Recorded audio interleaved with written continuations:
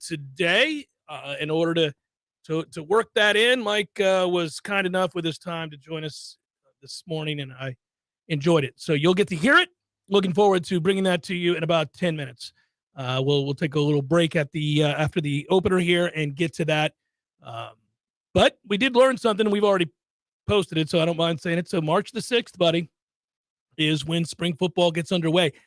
And I'm really hard-pressed to rack my brain and remember a time where I was this excited about spring football practice. I think you got to go back to the 90s. Maybe. I don't even remember being this excited about it in 2013. Maybe we were because we really wanted to see Jameis.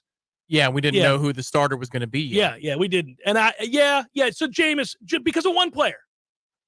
One player, we were really excited to see Jameis Winston. It was billed as a quarterback battle 10 years ago, lest we forget, between Jameis, Clint Trickett, and Jacob Coker. Which is silly. But yeah.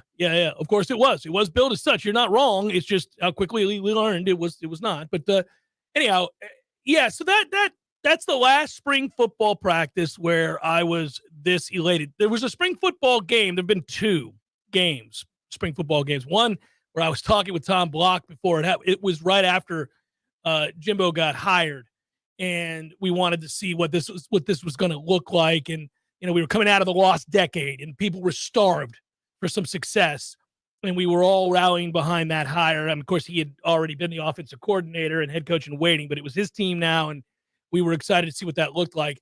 And then, of course, unfortunately, sadly, we were all as excited as I've ever been for a spring game for Willie Taggart and what we thought could be. Turned out I was wrong about that.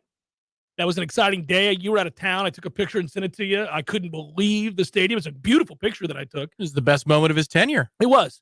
And it was a cool moment. I just being around fellow Noles like that, inspired and pumped up, and he said all the right things, and we bought in, and then the career happened, and we know what came from there. But now you're coming off a successful season with a guy that's going to be here, and a guy that the vast majority of this fan base believes in because of the way they've gone about it, the way they've instilled it in the players, the work ethic, and the way that team has grown together. So it's a little bit different set of circumstances, and I talked to him about that, and it's exciting. And now we know March the 6th. It's not far away, man. Less than a month. We'll be over there watching the competition, which I think will be really intense. And I think that's the greatest way to take a big jump forward if you're Mike Norvell and Florida State.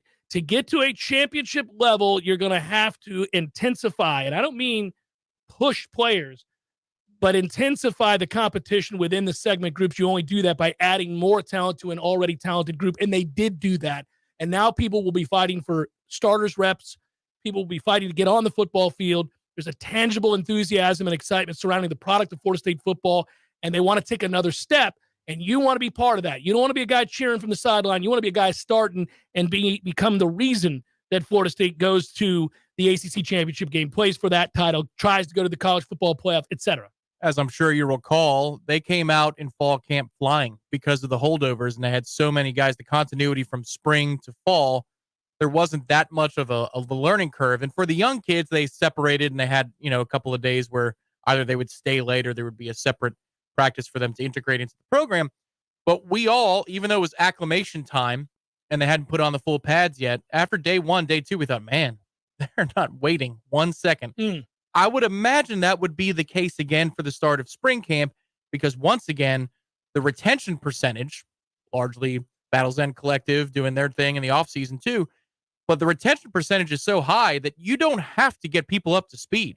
Even these transfers, by now, they're also, in the case of Jaheim Bell and others, these guys have played a lot of college football. So now it's just about going from station to station, doing things our own way. I would expect March 6th and that first week before to be pretty quick, spring break to be pretty high tempo. Yeah. Segue real quick in the opener here as we touch on the headlines of the day. LeBron James breaks the all-time scoring record held by Kareem Abdul-Jabbar. I often reference the fact that I'm old enough to remember these records being set as they get surpassed in various forms, right? Rushing records, scoring records, receiving records, those kinds of things. I'm always excited about. We talked about what Tiger Woods represented with golf, and to have seen the back end of Jack's career and the start of Tiger's career. Like, these are things that I hold on high because I'm a fan of sports. I don't care if you like the team or the person or whatever it might be, your level of interest. if you're a fan of sports, these significant moments are ones that you mark on the ledger and that you'll always remember. I remember when Kareem set the scoring record. I can remember now, obviously, having watched last night with my sons, LeBron break the record. I happen to like LeBron. A lot of people don't. That's fine. Whatever. I'm not here to discuss that. I am here to say that it's a pretty cool marker, like to see that, to watch somebody do that. It's an accomplishment no matter whether you think he's great or not. There's no denying what that accomplishment means and how significant it is. And it was cool for me to see it with my kids. But the other thing that happens is if you live long enough and you've been around long enough to see these things, you're reminded of people and places and things. And I've never met LeBron James. I don't know him. I just know who he is from afar and how well he's handled intense pressure from the time he was 15 years old. I know that he's a guy that has accomplished a ton despite the weight of the world on his shoulders when he first came out. And that is rare that you see people handle that sort of pressure exceptionally well. But the other part of that is that I think about the years in which me and my friends and others debated in every sport.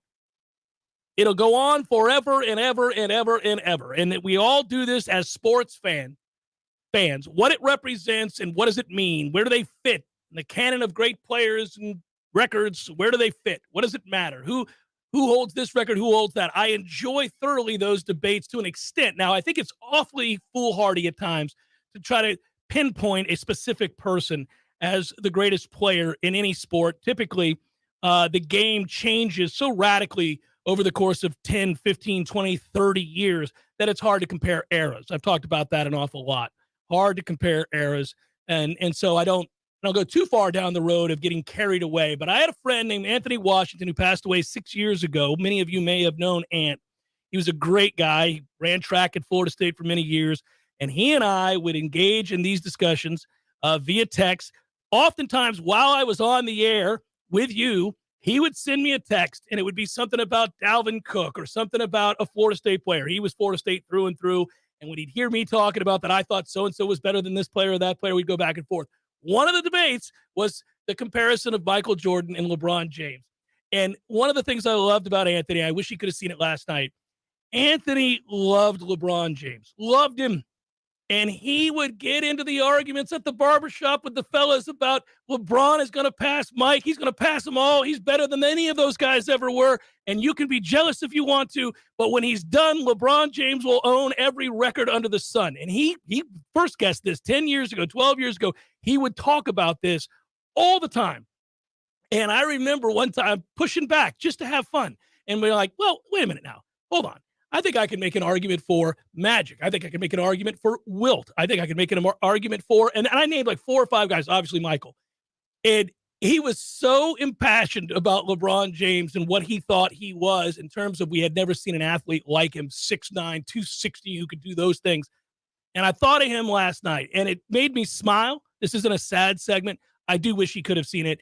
I did think about, remember where you are, remember who you're with, remember the conversations, remember the moments. Eventually, these things kind of play on, and a new guy will come along. And one day, who knows?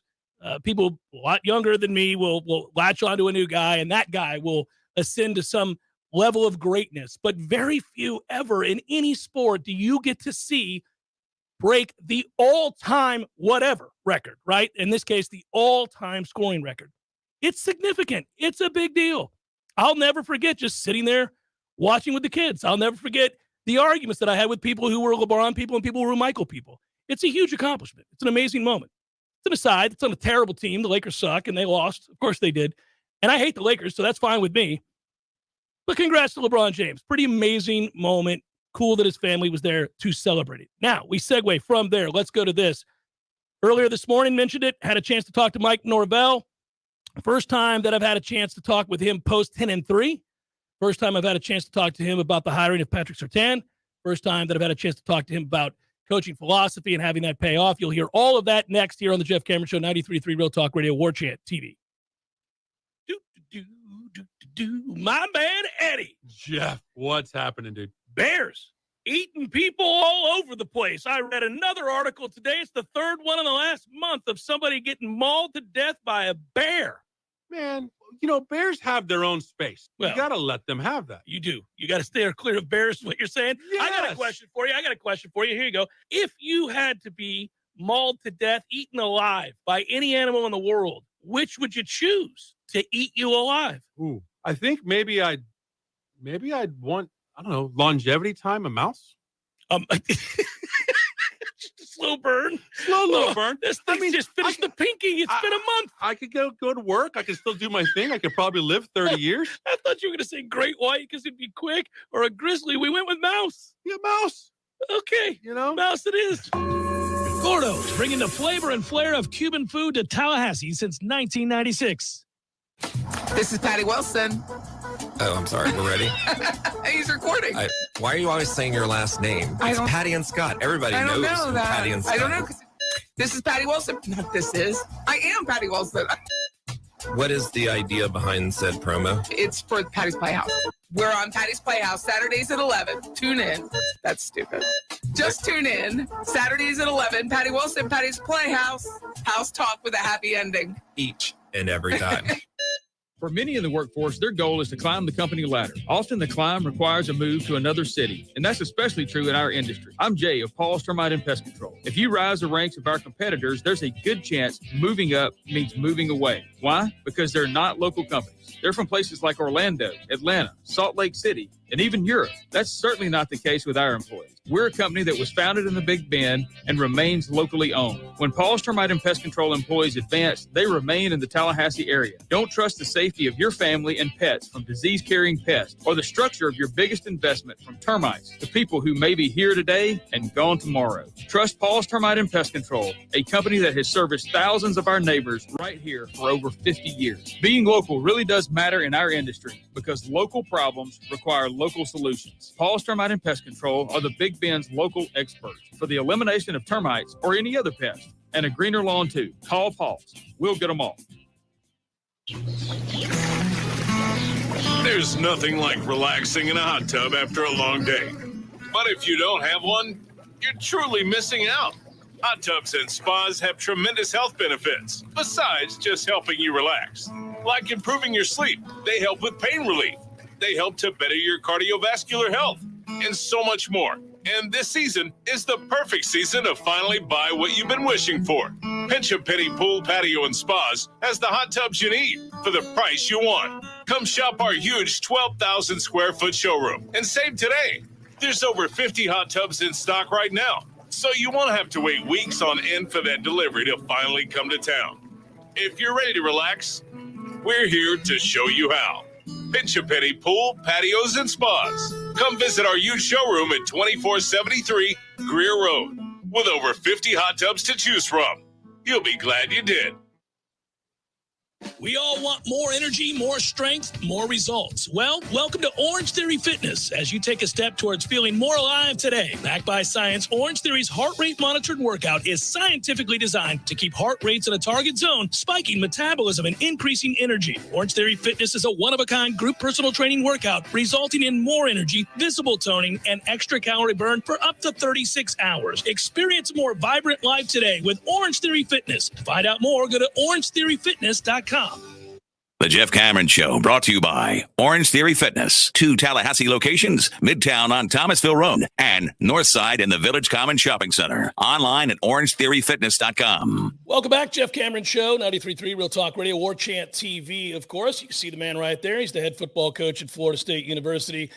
Mike Norvell and I get a chance to catch up. Haven't done so, Coach, since the end of the season. First of all, welcome. Thanks for taking the time. And secondarily, this was a 10-win season. Obviously, a lot of folks very excited, but I would guess, too, that that was affirmation for you and your staff, that the leadership style that you've employed paid off without question. I guess I'm wondering is the question, from where do you get your coaching tenets or philosophies? Whose voices do you hear in your head when you think about great coaches that you've learned from?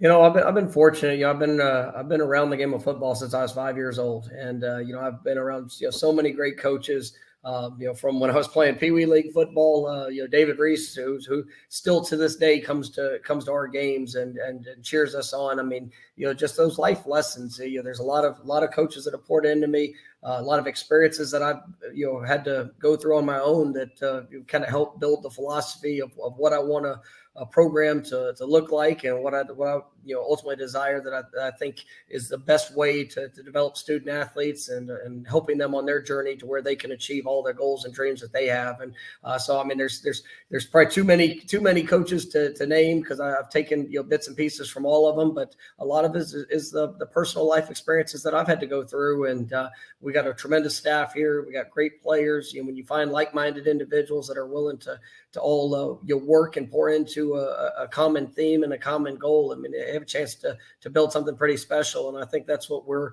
working through here at Florida State. Did you know early on you wanted to be a head coach? I know you've been around, you just said it, since you were 5 years old. You've been a football player or coach and been around in some capacity. You love the game. You have a passion for the game. That comes through. Did you know early on when your playing days were over, I want to strive to be a head coach? Not necessarily. I mean, I love the game. For me, it was all about relationships, and a lot of those relationships that I had were with either position coaches or coordinators, and that was something that was big for me as a player coming up. Obviously the head coach position is one that oversees and implements the direction, the philosophies, kind of the overall makeup of a team. But as a player coming up, I mean, I always kind of believed in what that connection would be with, whenever I got my opportunity to coach. So it wasn't, well, I can't wait to become a head coach so I can do all these other things. That really kind of emerged as I got into the profession. And, as a position coach, I was able to move up and become a coordinator. And I really enjoyed that transition, where there was an entire side of ball that, that I was responsible for. But, my role and my job never ended there. There's, whether it's defensive players or offensive, it didn't matter. I wanted to build relationships, and some of the great relationships I have were guys that I never even coached day in and day out, maybe because they were at a different position or the other side of the ball. And then when I got the opportunity to become a head coach, I mean, it really I enjoyed it more than what I thought I probably would. Just the importance of every choice, the decisions that are made that are impacting lives of staff, impacting lives of student athletes, helping kind of guide and set a vision for, where we're going. And that's one of the things that I really get a lot of satisfaction of, is when you lay out a plan. You're seeing people buy into that, and then just all the experiences that come from it. The good, the bad. The response that needs to be had throughout the journey. But I love that part of my job, and I'm grateful to be able to do that. Well, on that note, I want to play a sound clip for you and then ask you a follow-up question. You'll be able to hear it, and then I'll ask you why it was you thought this. Coach, this is you earlier before the start of the season. You go through a process of, I said when I came here, we're going to build this the right way, and we're going to build it in a way that's going to be able to sustain, because success is coming. I ultimately believe that. All right.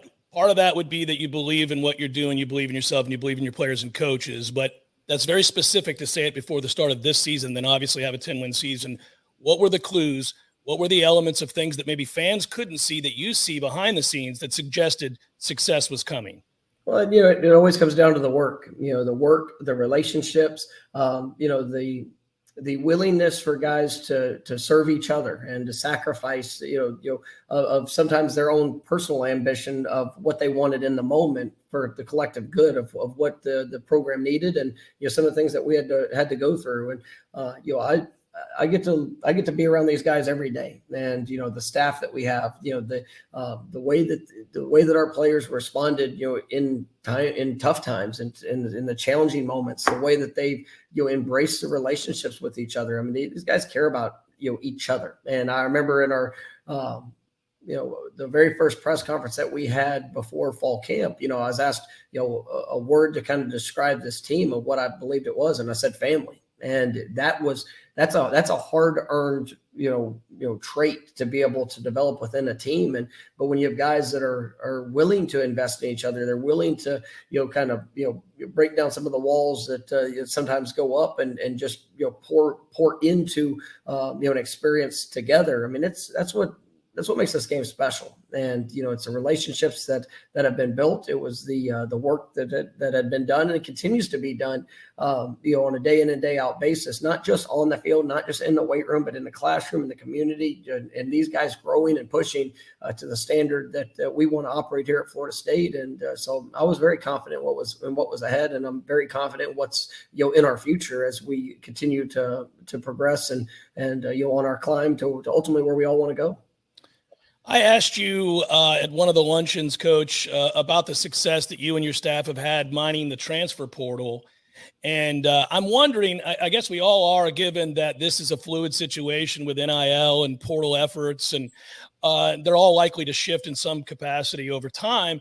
What do you think is the right balance of building a roster through the high school ranks and the portal? And will that change year to year? How do you look at that moving forward? Yeah, I mean, I think it's all reflective of your team and kind of where you are in the moment. We don't, we're not always, aware of, what's going to happen with guys going, guys coming, guys returning. It's year in and year out, it's going to be a fluid situation. But, you look at this team, take one position. We take the receiver position a year ago. We took 4 transfer receivers, did not sign a high school player. And, obviously those guys that came in, many of them had a great impact. Obviously all of them had an impact of being a part of this family. But, with Winston's injury and, obviously, that was something that we didn't expect. But, as you look at that year, that was what was needed. And it really built the competition in a room. It helped elevate guys that were returning on the roster. And now you look at this last signing class, we signed only high school receivers. We weren't even looking to take a transfer at the receiver position. And not saying that there's, you're always looking for the best fit to make your football team better, but it's also, it's where you are in the moment. And we were able to I think we ended up signing 18, 19 high school players. We got 9 transfers, 66, 33, that kind of in that percentage of your team. That could change. And that can, as years progress, there might be years we might, take, more transfers. We might take less transfers, just depending on, the needs that we have, the what we have returning, I think sometimes, it's one thing to look at on the field, but it's also off the field, the leadership. I mean, I look back to Jermaine Johnson, Kiera Thomas, what they brought from a leadership perspective to our football team and our defensive front there, a year ago. I mean, that was huge. And now you see guys that have grown in that. And, Fabian Levitt, one of the best leaders we have on this team, he got to be a part of that journey and to see that and see him carry that over. There's a lot of guys within our team that benefited for who's come in, whether it's high school or transfer. So I think each year is its own unique, kind of perspective to what we're going to go after. Nobody's had a chance to really ask you yet about the hiring of Patrick Surtain. Surtain, who, by the way, I remember as a player at Southern Miss and how good he was, and that's how old I am. Remember his pro career. What was it about him that stood out to you when you made this hire? Well, it always goes back to experiences with me. And, I'm with any person that I bring into the program, I want men that are led from the heart, that obviously they care about the student athletes, that are going to be willing to invest in helping them develop to the men that they're going to become. Yes, you have to be a teacher. Yes, you have to have that knowledge. All the things that are surrounding you, being able to go out there and execute and do a job to the highest level. But it went back to our personal experience together. I mean, I talked to him. We had some mutual, friends and relationships within the profession before I ever came to Florida State. But then, even in those first couple of weeks of having a job, I went down to American Heritage and got a chance to see him, who he is and the personality, the man, the leader, the way that he's coached. He's been around very talented young men that he's brought together and has done at the high school level what we're aspiring to do here at Florida State, and being able to push to compete for championships year in and year out, to be able to develop guys and preparing them for their next steps. And Pat's done it. He's done it as a player. unbelievable career, the journey that he had, the longevity, the success, but also who he was throughout that process. And then you see that, as a father, what he's done with his own son and helping guide him to the path to now being one of the best defensive backs in the National Football League. And then obviously as a coach, and I wasn't certain that of what his interest level would be, but he was definitely a guy that that I wanted to talk to. And after the first phone conversation we had, just hearing his heart, his passion, the desire to make that type of impact on young men, and obviously the knowledge and the teacher that he is. I mean, it was an absolute home run for us, and just grateful to have him here and a part of this program. Yeah, I can imagine, Coach, that, there was a long line of people. One thing that a 10-win season will do is probably broaden the scope of guys that you can talk to about joining a staff that's on the way up and success is happening. I imagine a lot of people did want this job. Was it important? You mentioned American Heritage. Was there any aspect of this hire that was important in relevance to the ability to recruit South Florida? I mean, absolutely. You look at all factors when you're bringing personnel in and hiring positions. You think about the impact, and obviously the on the field impact, the day-to-day impact within this building, with the student athletes, but also the opportunity to gain relationships and familiarity within a certain area. And the importance of South Florida is critical here. And we've got some great players from South Florida through the last few years. Obviously Coach Surtain has a tremendous reputation and great relationships there. And it was something that was just absolutely the right fit for us in every way for what we wanted to be able to bring into the program, and just excited to have them. Coach, I know you've got obligations, regimented as always. I'll let you go on this note. Maybe you'll humor me. Do we know the first day of spring practice? First day of spring practice will be March 6th. And so there it is. That'll be there's and then obviously we have a good schedule that's laid out. I'm sure that'll be getting pushed out here soon, but we're excited about the practices that we have.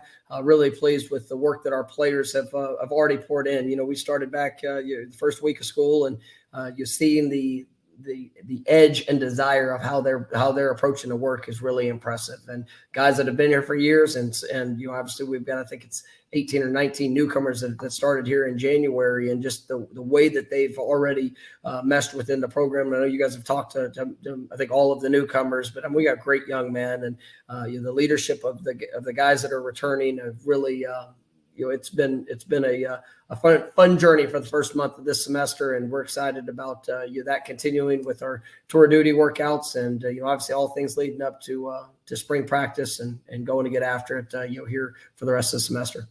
Competition should be fierce. A lot of fun to cover. Thanks, Coach, for your time as always. I appreciate it. Be well, sir, until we talk again. Absolutely. Thank you for having me on, and go Noles. Yep. Take care. It's Mike Norvell, the head football coach at Florida State University. We'll come back and react to that momentarily on the Jeff Cameron Show, 93.3 Real Talk Radio and Warchant TV.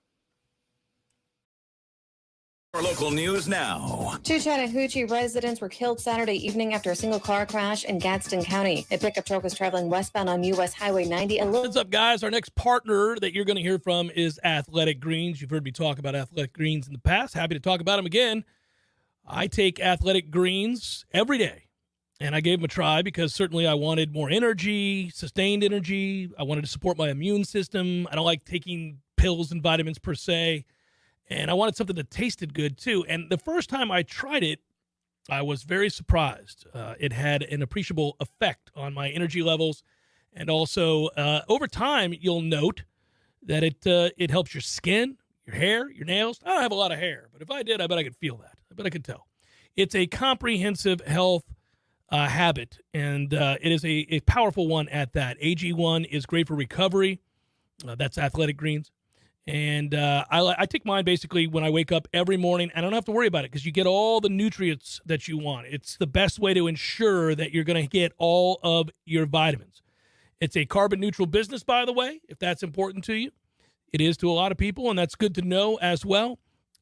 I would also note that it is a comprehensive solution to what you need from a supplement routine. Athletic Greens is giving you a free 1-year supply of vitamin D and 5 free travel packs right now with your first purchase.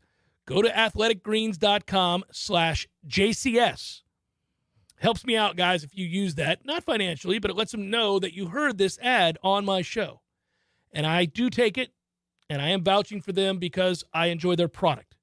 It's athleticgreens.com/JCS. Check it out. I think you'll note the difference in your life with a simple drink each and every morning to start your day. athleticgreens.com/JCS. Solving the future. Let's take a minute to imagine all the things you can accomplish with help from Southeast Portable Buildings. Are you a hoarder? Hoard some more. Get a storage shed. Mother-in-law moving in with you? Put her in a shed out back. I'm kidding. Still working on that engine that you're going to finish from last summer? Move it out to a new workspace with Southeast Portable Buildings. From she sheds and man caves to repair shops and trophy rooms, the possibilities are only limited to your imagination. Visit Southeast Portable Buildings today. My man, Eddie. Jeff, what's happening, dude? Bears eating people all over the place. I read another article today. It's the third one in the last month of somebody getting mauled to death by a bear. Man, bears have their own space. Well, you got to let them have that. You do. You got to stay clear of bears, what you're saying. Yes. I got a question for you. Here you go. If you had to be mauled to death, eaten alive by any animal in the world, which would you choose to eat you alive? Ooh, I think maybe I'd want, I don't know, longevity time, a mouse. Slow burn. Slow little burn. This thing just finished the pinky. It's been a month. I could go to work. I could still do my thing. I could probably live 30 years. I thought you were going to say great white because it'd be quick, or a grizzly. We went with mouse. Yeah, mouse. Okay. Mouse it is. Gordo's, bringing the flavor and flair of Cuban food to Tallahassee since 1996.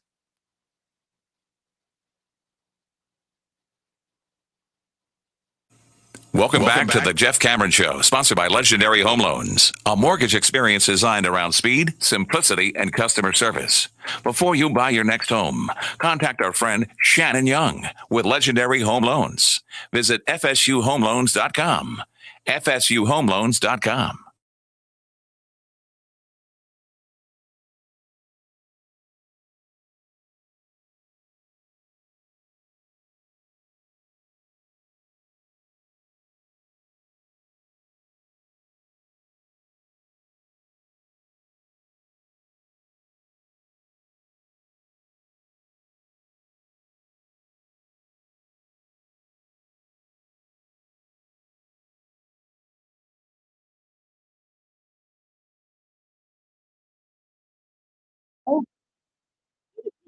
Does relax.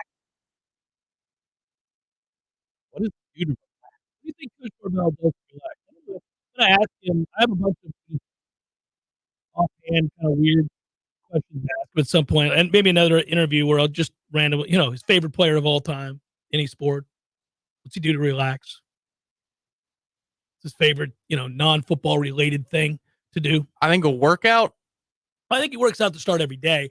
I think if you have a schedule the way that the schedule that he has, or that head coaches in college football, at least the healthy ones, successful ones, have, I think you have to have your day begin with some sort of intense workout. Like, get it out of the way, get it started, kickstart your metabolism, get the blood flowing, get your brain moving. Probably at 5 a.m., whatever he's doing, knocking it out, and then showering up, getting changed, going into the office, and then working all damn day. I think things like building schedules out for him probably relax him. He seems to me to be the type that if he's sorting something out, that is relaxing. That is therapeutic. Just given the way that they have regimented schedules for everything. That was one of the first pieces of evidence we got was before the pandemic in that spring. They were doing a walkthrough of practice. So every coach that was responsible for instruction on the field for spring camp back in 2020, they were going through a walkthrough of where to be and how to get from one drill to the next. That tells me that Mike Norvell is the type of person who, when he has downtime, he's a planner. He's planning the next time. And that planning is going to take the stress off of him because now I know where to be. Because I took the time to plan it out, I'm actually more relaxed when I'm going through the grind because I have no choice but to go from A to B to C. Yeah, those guys are really important when you're running a business. They're a little less fun to deal with when you're planning a vacation.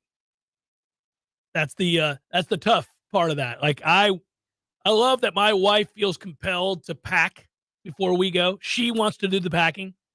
Like, just get out the stuff you're going to want to take and put it on the bed. I'll do it. Like, well, no, I can pack my own. No, I want to do, there's a way I want this done. Fine, you pack. Yeah. I'll go chill. That's awesome. That's fine with me. Pack away. I'll even be an ass. Walk by, get to packing. What are we doing?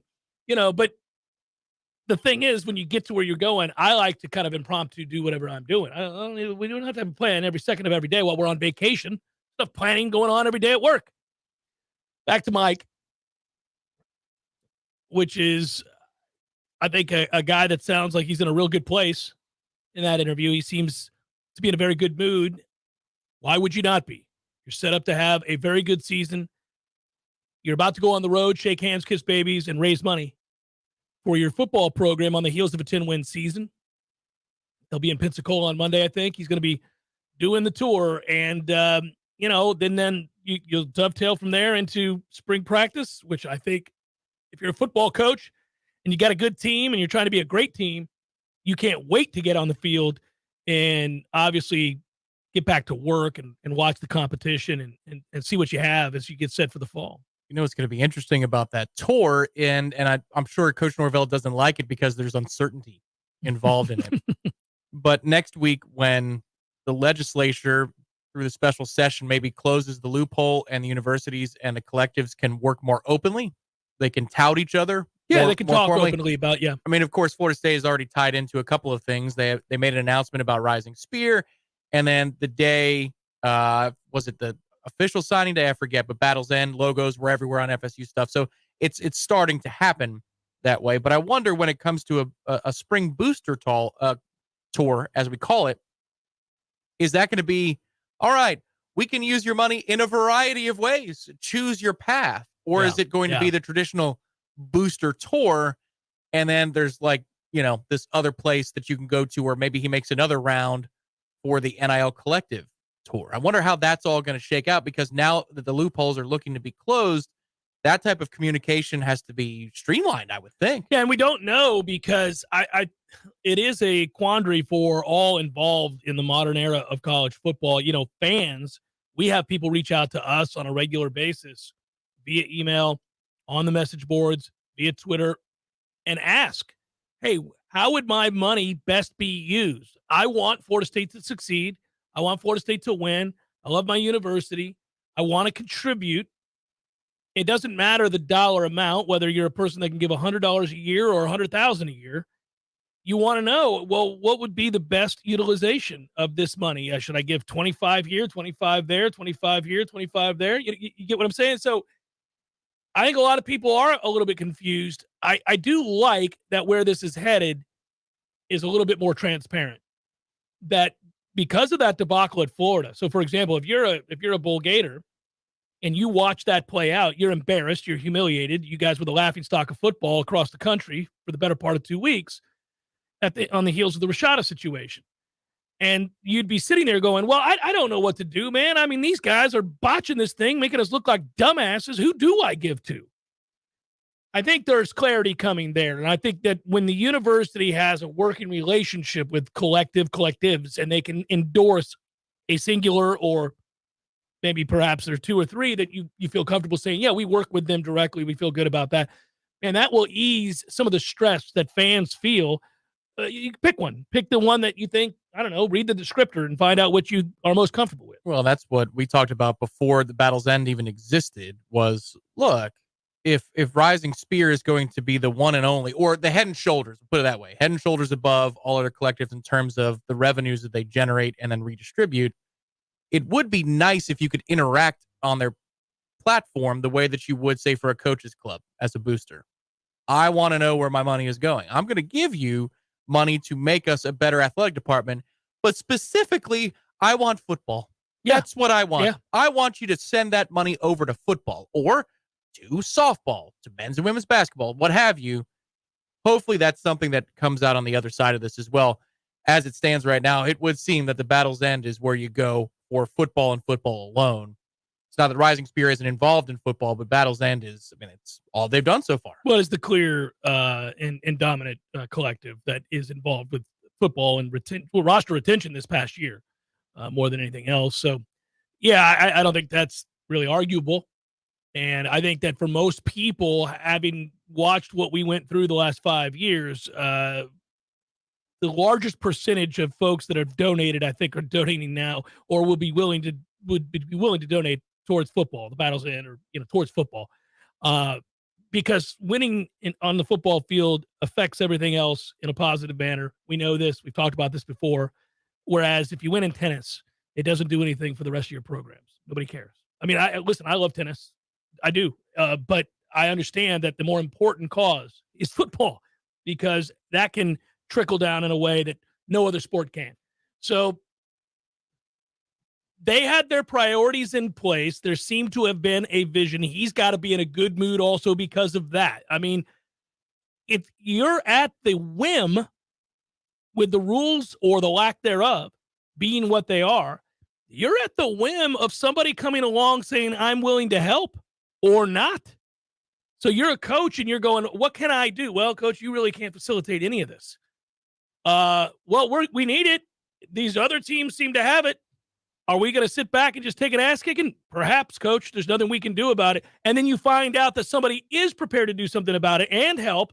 And then that allows you to engage in roster retention in a way that has us all excited about spring starting in the upcoming season. You have to feel a real sense of relief.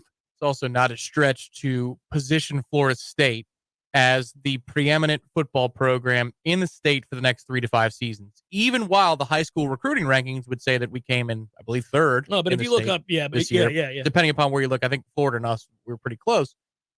But anybody you talk to that's involved in the NIL game, from any kind of angle, the NCAA is going to make an example of somebody.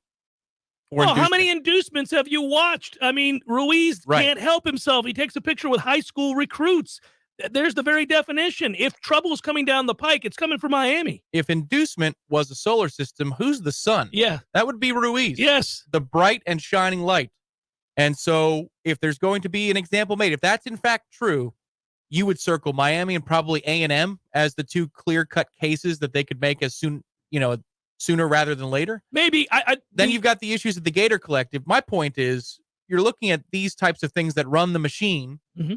And while Miami had the flashiness, which is oh so stereotypical for Miami, that might not mean and beget midterm and long-term success. Whereas we're kind of quietly doing what we need to do. We won 10 games, so we verified it on the field there. You follow that up, you back it up again, and then we are the quiet alphas in terms of being able to match and make competitive offers in the NIL sphere.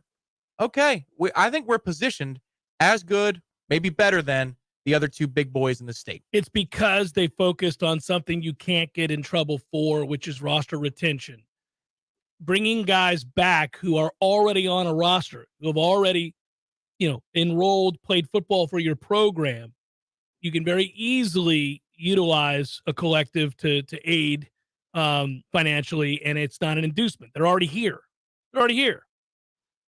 So that goes a long way. I think the other aspect, and you're going to see this across the board, and I think it's of vital importance. If we're just talking about the health of college football and the health of what the future of NIL and how it works and all of these things, transfer portal and the marrying of those things, it's going to be of vital importance that it's not just a check.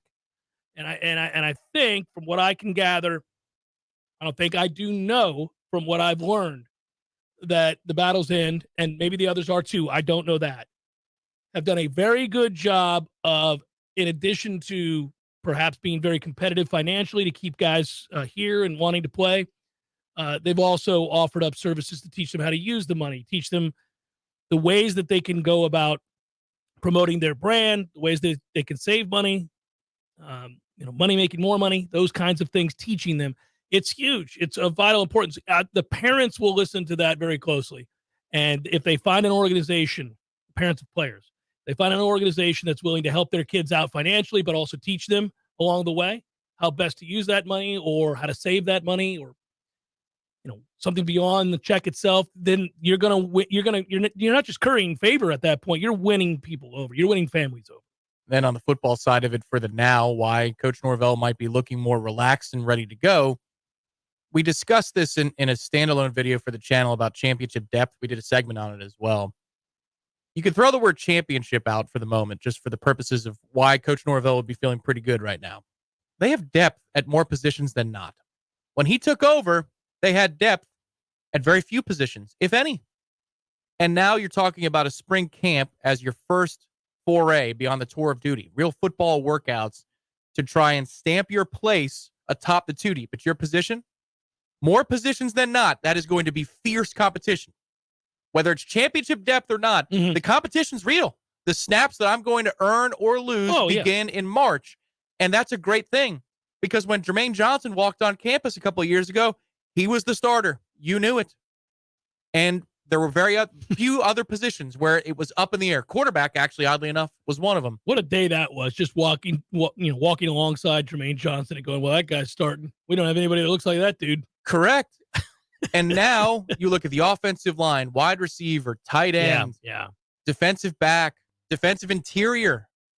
These are all positions that are going to be hotly contested for 2 camps over the next 6 months. Yeah, it's in tight ends. You look at those positions where you got 3 guys that you feel really, maybe four that you feel really good about there. So all fighting for reps. It's a good thing. I think we're a little bit weak at linebacker, perhaps in the secondary, some at corner. But you have to worry about practice less as a head coach when you know that that's there because, man, I don't need to say anything. They know if they suck, this other guy's just going to straight up take their job. Whereas a couple of years ago, if you don't give me everything, I still got to play you. That's a tough place to be as a coach. Now it's a lot easier. And it's a lot easier when you go out and get a guy that you trust to teach the position as well as recruit the position like he did with Patrick Surtain. And having that conversation with him, that's the first anybody's been on the record with him about Coach Surtain and what he was looking for. I didn't realize there was a prior relationship, that they had mutual friends within the industry. Now, that's not unusual. Coaches tend to know one another or cross paths with one another or have mutual acquaintances or whatever it might be, maybe even similar philosophies. But it was interesting to hear that there was mutual friends within the business. They had interactions previous. And then, of course, when he mentioned it, I had the access to ask him about, was it important that you were hiring a coach that could help recruit South Florida? And the answer, as he gave, is to some degree, yes. Yeah, obviously. There were a lot of words there. I think yes was the answer. Yes was the answer. He wanted to be careful. But short of him giving a Norvell laugh and a nod, I think it was yeah. Well, and I think the reason that, he's careful there is because there was more to it than that. But that had to have been a huge factor. And there's no reason to dance around that. There is such a surplus of talent in South Florida. I mean, that's one of the advantages, obviously, of being one of the big 3 in the state of Florida, that you have access to that talent pool year in and year out. You just have to be able to mine it successfully. He noted relationships more than he did just familiarity. And that, obviously he coached at American Heritage. Patrick Surtain did. Won a state championship, knows other several, knows other coaches, knows those kids, knows that there's no getting around that. That is a big deal to get that guy in here working for us who has that kind of credibility. He chuckled because I have a feeling he remembers his career at Southern Miss as well. Maybe. I think he's to my age. He's in his 40s. Mike's in his 40s, buddy. I think he's like 40. We'll double check. I think Mike's older than 40. But yes, he smiled. I mean, I only got him by 10 years, I think. That would be a window where maybe he wouldn't remember. That's what I'm saying. Yeah. Yeah. Well, he remembered his pro career because you do too. He's 41. All right. So I got him by 10 years. So you remember Surtain's pro career. Of course. Yeah. He was a great player.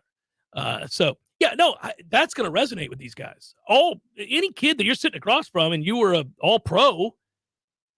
How do you feel about the head coach at Florida State being 10 years younger than you? It's weird. It's strange. I mean, I had to adjust immediately when Jimbo came in because we were close to the same age. I think Jimbo's a little bit older than me, but not by much. Yeah. And so right off the bat, I was kind of like, we're peers in that way. Yeah. From grandfather to brother to nephew. I think that's probably where this has gone.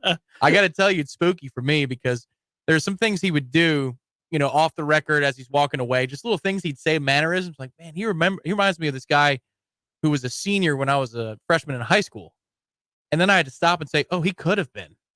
I mean, we're pretty much that close in age that there's a reason he reminds you of that guy, man. He's peers with that kid that you're thinking of. And that's a little shocking. It's a little tough. It is weird. It is weird. Well, the good news for me and everybody else is that Mike is already gray. So he's gone completely gray. He had more pepper in that hair a couple years ago than he does now. Yeah, well, it's been a little stressful. This rebuild. Yeah. It's been a little bit of a go, but he made it. I want to answer a question in the chat just because David asks about basketball a lot. I haven't touched on basketball. I'll be going to the game tonight. Hopefully you guys will be too. Noles at home, opportunity to perhaps put their best foot forward. They haven't as of late. It is against Syracuse. If you don't know, Syracuse is 14-10, 7-6 in the ACC. Not exactly juggernauts. May very well be a winnable game, I suppose. We'll see. And there are some subplots in this game. You remember we lost by 39 points in last year's 8-9 matchup in the ACC tournament, 96-57. That'll hurt your feelings, but that game was marked by the cheap shot delivered by Buddy Boeheim. And, hit Wyatt Wilkes' ribs. Unfortunately, Wyatt didn't want any part of that, and we didn't exact revenge as we should have. That would have been an elbow across the bridge of the nose, an accidental step on testicles as he fell. There would have been a lot of responses had we had a toughness to us that didn't exist with last year's team nor this year's team. We'll see if there's anything else to this game tonight. But David's question was, I know football is important, and that was, but does basketball have to be profitable too? No, it doesn't. It's preferable. But right now, that emphasis in terms of where the money goes will not be on basketball. And that is another reason why I've mentioned before that it's going to be a tough road back to where they were. Hour number 2, forthcoming. Jeff Cameron Show, 93.3 Real Talk Radio, Warchant TV.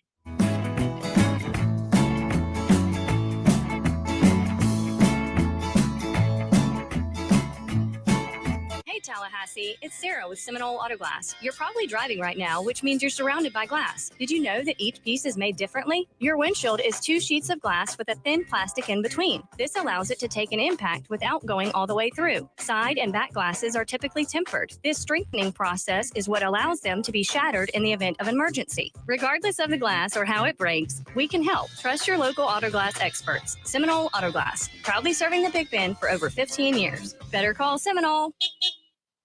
Every day, Sellers makes life a little better for homeowners, helping them find the best design ideas for their homes with the best quality tile, carpet, and hardwood flooring. Even mosaics, ceramic, and vinyl solutions are at their fingertips in their remarkable showroom. Maybe it's time for you to get the Sellers advantage for your home or office. Find them on Capitol Circle Northeast, just north of Mahan Drive, or online at sellerstile.com. For style, quality, and design, get the Sellers advantage. In Tallahassee, call 656-8453. Services to call away. 222-7722. Heating and cooling is the job we do. Parker Services. Conferences to call away. Invest in a Peak Performance membership and you'll buy peace of mind in knowing that you're extending the life of your system and probably saving money on your power bill too. The program includes comprehensive tune-ups that keep your system running at its maximum efficiency. And Peak Performance members get many benefits including priority service. Members jump to the front of the line when their comfort system fails. And a 15% discount on all parts. The Peak Performance membership pays for itself over and over again. Call today and have peace of mind. Florida license number CMC 050334. Parker Services. Conferences to call away. Parker Services. Conferences to call away.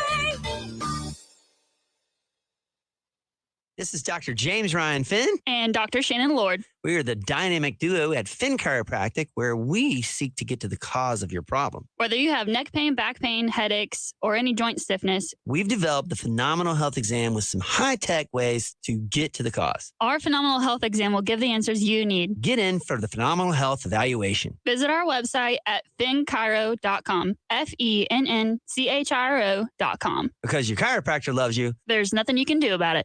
There's fun to be had every night at the Corner Pocket. Take home prizes on Trivia Tuesdays and Beer Bingo Thursdays. And kickstart your weekend with Martini Fridays. Plus happy hour runs every weekday and game day specials every time the Noles take the field. Watch all the best games at the Corner Pocket's Vegas Wall, featuring 560 inches of flat screen TV heaven. Oh, really? The best food, the best drinks, and the best place to watch all the games. Tallahassee loves the Corner Pocket. Coming up next, more of the Jeff Cameron Show. Live and local on Real Talk 93.3. WVFT, Gretna, Tallahassee. The latest betting odds and line movements from Vegas. This is your action update. Now here are your latest lines from our guys in the desert. Lightning punch in the mouth last night in their first game back from the All-Star break, beaten on the road by Florida 7-1. Panthers were minus 105 in that one. Tampa Bay playing the second night of a back-to-back there at Amalie Arena as a $2.44 favorite over San Jose plus 220, 6.5 flat the total. NBA coming up today. The Pelicans laying 2 at home with the Atlanta Hawks. 234.5 the total. Orlando Magic a 1.5 dog at home to the Knicks. 227 the total there. College basketball in the SEC. Georgia laying 2 at home with Ole Miss. The NFL, Eagles a 1.5 favorite over the Chiefs in the Super Bowl. Sign up now for your free VSiN subscription at vsin.com/subscribe. For more sports betting news and information, go to vsin.com. Mike Son at Real Talk 93.3. Smooth skin begins with hydrating ingredients. Olay Hyaluronic Body Lotion nourishes your skin with all-day hydration for deeply moisturized results that give you confidence like buttery soft shoulders like, and visibly smooth skin like. Quench your skin with nourishing moisture from Olay Hyaluronic Body Lotion. Try Olay Hyaluronic Body Wash too, and get skin your face will envy. This show is sponsored by BetterHelp. When you're at your best, you can do great things. Working with a therapist can help you get closer to the best version of yourself. Because when you feel empowered, you're more ready for life's challenges. BetterHelp is a great therapy option. It's flexible, affordable, entirely online, and it matches you with a licensed therapist. Let therapy help empower you. Visit betterhelp.com/energy to get 10% off your first month. That's betterhelp.com/energy. We understand how important it is to have transportation you can rely on. So no matter what the road ahead brings, we'll be there, offering you and your family the support that's made Farm Bureau Insurance a trusted name for over 70 years. You deserve more. You deserve a promise. I'm Andy Cohen with Florida Farm Bureau Insurance. Please call me at 850-671-FARM. Thank you for calling the Medicare Help Desk. How can we help you? Can you help me choose the right coverage for myself and my wife? We sure can. We can help you choose from Medicare supplements, Medicare Advantage, or standalone prescription drug plans from over 30 different insurance carriers. How much does it cost? We have a fixed income and can't afford extra expenses. At the Medicare Help Desk, the consultation is completely free. We are here to help. Thank you, Medicare Help Desk. Hi, this is Justin Colvin, founder of the Medicare Help Desk. In my 17 years of experience, I routinely speak to seniors who are overwhelmed by the multitude of coverage options available to them. That's why I created the Medicare Help Desk, a place for you to get clear answers to all your questions and make sense of all the confusion. I've helped thousands of clients, and I live right here in Tallahassee with my family. I am active in my church and wish to help and serve my community. If you need help navigating the Medicare landscape, I'm easy to find. Just visit the MedicareHelpDesk.com. That's the MedicareHelpDesk.com. We all want more energy, more strength, more results. Well, welcome to Orange Theory Fitness as you take a step towards feeling more alive today. Backed by science, Orange Theory's heart rate monitored workout is scientifically designed to keep heart rates in a target zone, spiking metabolism and increasing energy. Orange Theory Fitness is a one-of-a-kind group personal training workout resulting in more energy, visible toning, and extra calorie burn for up to 36 hours. Experience a more vibrant life today with Orange Theory Fitness. To find out more, go to orangetheoryfitness.com.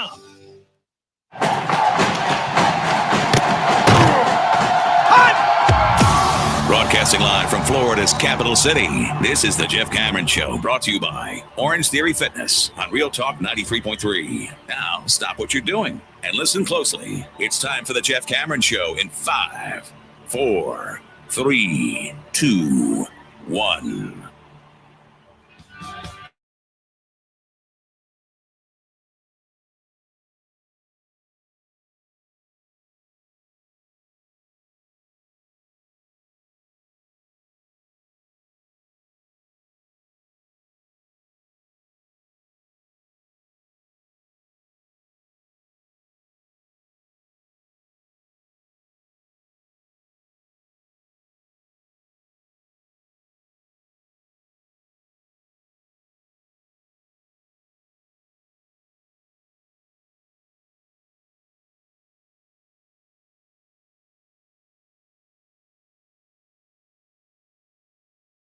not know that interview, the one that was promoted earlier this week and again this morning, has already run in hour number 1. You can find it on Warchant TV. You can find it on the Jeff Cameron Show podcast. You can find it wherever you get podcasts. So there you go. I mean, if you're here on Warchant TV, there's a DVR function. You can just go back and start it up. You're welcome. Yeah, and I'll note that I enjoyed the conversation with Mike. We already talked about this some, but he's a guy that seems to be in a good place right now, and I look forward to the future with him at the helm to see where this goes. And it goes from a lot of hope, a lot of hopefulness from players and fans alike going into last year to a lot of expectations. A lot of expectations. I don't think coaches and players really run from that. I know that that's come up quite a bit about what's it going to be like to be the hunted. I mean, you play the game to win the game. I hate to sound like Herm Edwards, but you want to win football games or whatever game it is you're playing. And by winning them, by virtue of winning games, you get a lot of attention. The more of them you win, the more people pay attention to you. That's just kind of part and parcel of the deal. Nobody sits around thinking about that. They just think about, how do I kick the ass of the other guy again next week? And I don't know that. I just think when you're in it, like the classic man in the arena, I don't think you're thinking a lot about all this other stuff that we think about in media or within fan groups or message boards or Twitter or whatever. I think you're thinking about, what do I do to get better to win again next week? How do I adjust to the flaws that were exposed this past week? What do we need to do collectively to get to where we want to go, which is ultimately for all these guys, the championship. I'm not saying they're impervious to pressure. Everybody feels the pressure of the moment. It gets ratcheted up the further along you go and the more success you have. I mean, first you're trying to, again, I always use golf analogies, but you're trying to qualify. You're trying to get to the PGA Tour. You're trying to get your tour card. There's a lot of pressure when you're on the Korn Ferry Tour to try to get your PGA card. But once you have it, now the pressure is to sustain it. But you got to first make a cut. You just got to, can we make a cut? Well, you make a few cuts. You think about, can I be in contention on a Sunday? Then you're in contention on a Sunday. Can I win? Can I win a tournament? And then just go. It's just the next step. And some people can handle it, some can't. I think in a team game, it's a lot easier to handle it. I've always thought that. It's a lot more pressure in individual games. If you play tennis, if you're playing a sport like that where the whole world is focused solely on you, you can maybe feel the weight of those expectations or the weight of that moment. I collectively on a field where your job is 1 of 11 in a given moment, you don't have time to be worried about the greater stakes. You have to execute your job on this play. Again, maybe a quarterback feels a little bit more of that, but don't you think that would have been revealed more already about Jordan Travis if he hadn't handled those situations well? Think about the comeback win against Miami 2 years ago and all of the pressure that he was under there to, they needed to get that win. They were mired in a bad season. They had an opportunity. He made the throws, made the plays. The first game this year, primetime, national television, LSU, trying to begin the season on the right foot, which would perhaps propel you to the place that they ended up. And, the whole country's watching you, and he made plays and throws and consistently was one of, if not the best player on the field. That was a high-intensity moment, and he handled it well. I just don't see the expectations that are out there now and being written about and talked about on a regular basis regarding Florida State as a hindrance to this team's growth, because I don't think they'll think of it that way. Yeah, probably not. Jordan, that's a good point that you mark his performances down the stretch, Florida specifically, where, think about the first half. How many drops were there in the first half? Oh, man. 3? Yeah. 3 or 4? Frustrating, yeah. Wide open ones that would have been for splash plays. And a couple of those drives, we still score a touchdown because he just goes and plays Superman. Of all the guys that you look at in the big moments last year and use that evidence to push forward and look at 2023, yeah, I worry about Jordan the least. I worry about him the least about showing up in a big moment. That's all he did. Yeah. That's all he did. It was the nondescript roadie at NC State that was the problem. But the spotlight moment, as there is going to be to kick off this season against LSU, who am I worried about? Not Jordan Travis. He was ready for this game last year. And if it wasn't for him against Florida, we would have lost by multiple scores. Multiple scores we would have lost that game if it was not for that singular player. Yeah. Also in Oklahoma, second half. Great bounce back performance. Yeah, and I think it's weird. Some guys obviously are equipped to deal with, again, football the one position or the two positions where I guess the pressure of those moments can overwhelm you and you can see a player's performance suffer because of it. Quarterback and kicker. Yeah, that's fine. I can name those two. I don't think other position players really feel it. I know it's a different stage, but I never felt it in high school. I never really felt like that at all because you have these, again, you have to execute your play. I got to block this guy. I got to run this route. I've got to seal the, I don't have time to be worried about like, oh, we're tied at 10 in the fourth quarter. No, he just called this play. I know what my job is on this play. There is one lonely position, though, that is within the scope of the 11 on the field that you can feel it when things aren't going well, and that's defensive back. Yeah. If you're consistently getting roasted, you see the look in those players' eyes where I got nothing. I got nothing for this. I have a short memory at that position. And you now have a new leader at that particular position group who maybe can instill some more confidence. But I'm thinking especially of a certain player who we all assumed was going to be our lockdown corner last fall. By the end of the LSU game, I mean, that play that scores the touchdown where they were given extra time that they never should have been given, they go after 13. They go after Florida State's best corner because in the course of the game, he'd been exposed. Omarion Cooper had been exposed, and he did not bounce back last year. No. He forced a fumble against Oklahoma, but that's not lockdown coverage and, locking up the best receiver. It also wasn't intentional. He was making a tackle. I've heard this before. We were going to give up a touchdown there. We got lucky. He made a tackle, and the guy fumbled the ball. It was pure luck. It's about time. Our turnover luck has been kind of unfortunate. Yeah, no, but we were definitely going to give up a touchdown. That's a far cry different from, don't even throw to his side of the field, which is what we thought we were going to get. And that's one position group when things are going bad, boy, the ball just finds a way to get through a contested hand in the air. We've seen it for too many years now, whether it was the tail end of Charles Kelly, Harlan Barnett, initial part of this tenure of Mike Norvell, that when it goes bad, the Wake game. I mean, come on. How many different players are you in position that you don't at least put the ball on the ground, get it on the ground with a deflection? When it's going bad, it really pours. I also think you can solve that issue by getting better players. And I know that seems so simplistic, but I do think we have not carried a depth of supreme talent at corner since Mike has arrived. Now, he inherited a nightmare, and that's one of the positions we're still not where we need to be. Now, Azareye'h Thomas could go a long way in changing our opinion on that. I think Cypress. Well, right. And the athleticism and length and fluidity of his game, the ability to get in the hip pocket, turn your hips and go, all of the things that Azareye'h showed at various times in practice as a true freshman could really help change the perception of what Florida State is in the secondary if he becomes the guy that his talent suggests he should be. And now he's going to have proper tutelage. I believe Patrick Surtain will get the most out of him in a way that we did not get from Woodson. Woodson did a terrible job. So we're in a position now with a good coach to come in here and teach in a way that I think instills confidence. And we'll get very excited as we see everybody elevate their level of play. And as all of those guys in the secondary get better with better coaching, the one with the most amount of talent will rise to the surface. And I don't think there's any question that that's Azareye'h. So he's a guy that has a chance to be, I think, pretty damn special. I'm interested to see what Surtain does with Akeem Dent, who will now be here for how many? Year different 17. And 6 different position coaches. And hasn't really been good in any of those years. Shown flashes. A game here or there. If he can string together 3 out of 4. Wouldn't that be something? Yes. Okay, you're over him. So we'll just skip Akeem Dent. I'm not disagreeing with you. He has sucked. Well, that's all there is to say. I mean, it would be great. Won't it be great? In year 20, we get something out of that guy. It'd be awesome. Back half of 21, he was a good player. I'll give you that he was better in that stretch than he has been at any other point. And as duly noted by both of us, he's been here a long time. So you can name 4 games where he played well.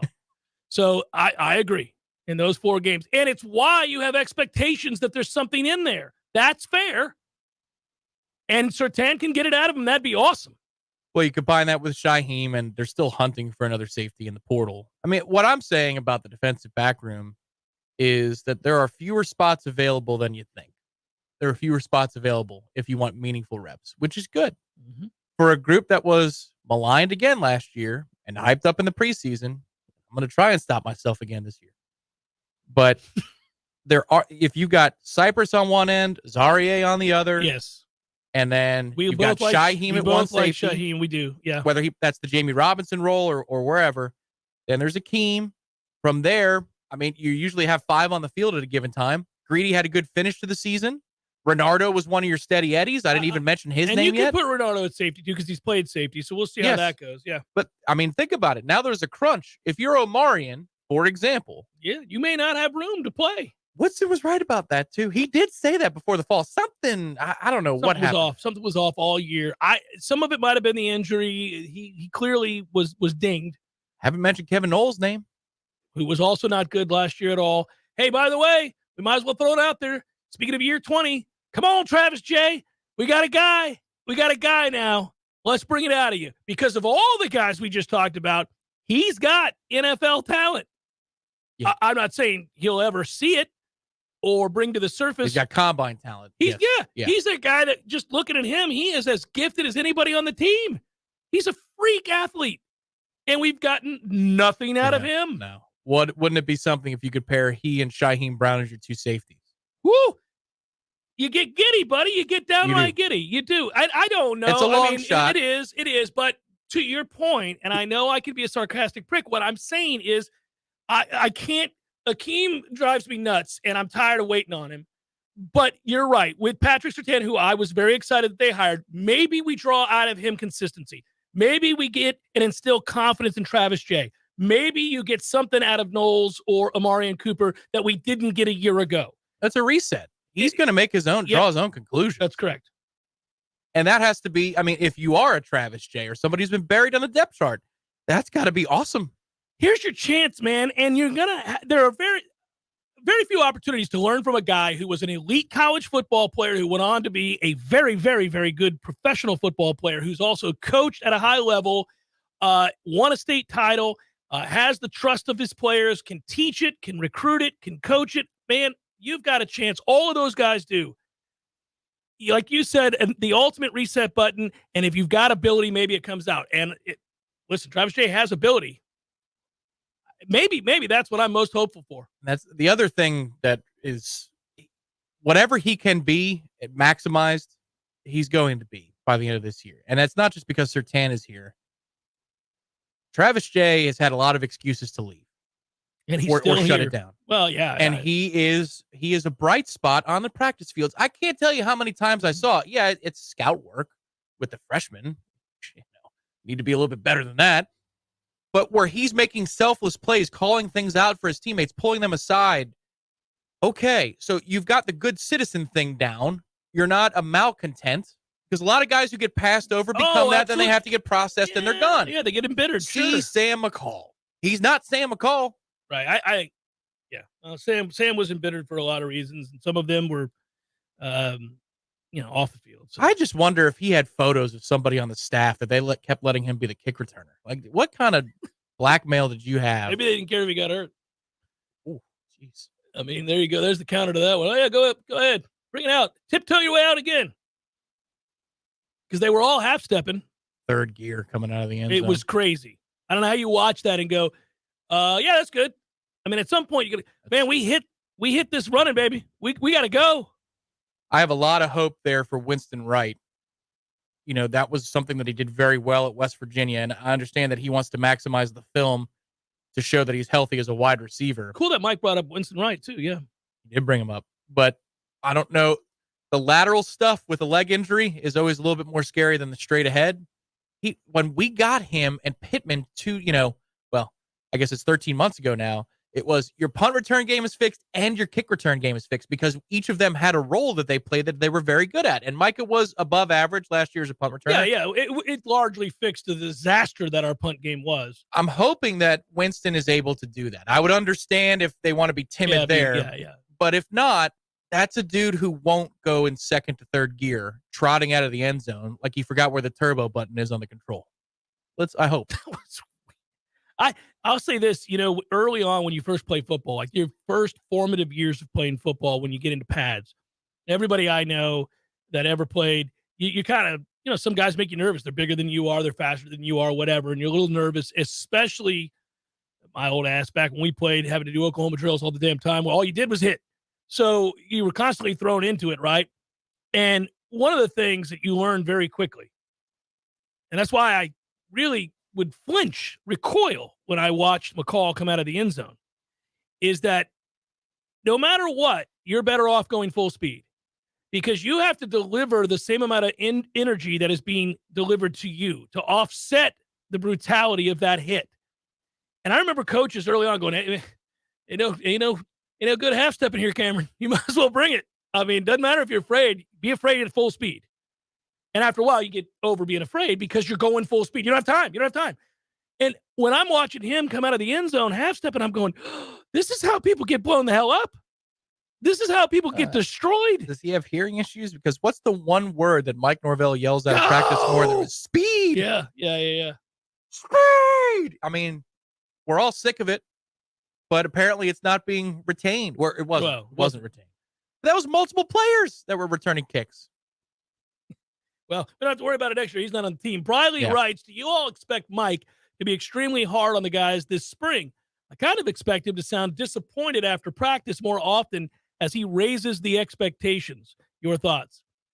Well, I think the level of intensity on a day-to-day basis for any of the practices that we're going to cover in the spring on into the fall will be that more intense. I think that there's no doubt there is pressure to elevate your level of play, to match expectations based on the talent you have, not what the fans want or what the press has written about, but instead where you think you're at. And clearly he thinks they're at a place now where they can go out, execute, and dominate some football games and achieve something of note.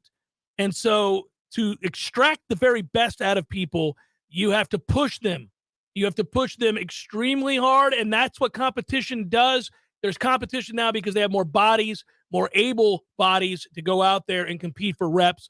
So Mike will push him some. I don't know if he'll use the press the way you're suggesting, Briley, to send a message. He may just do it on the practice field, which is what he frequently does. Mike doesn't send as many messages through the press as previous coaches that we've dealt with.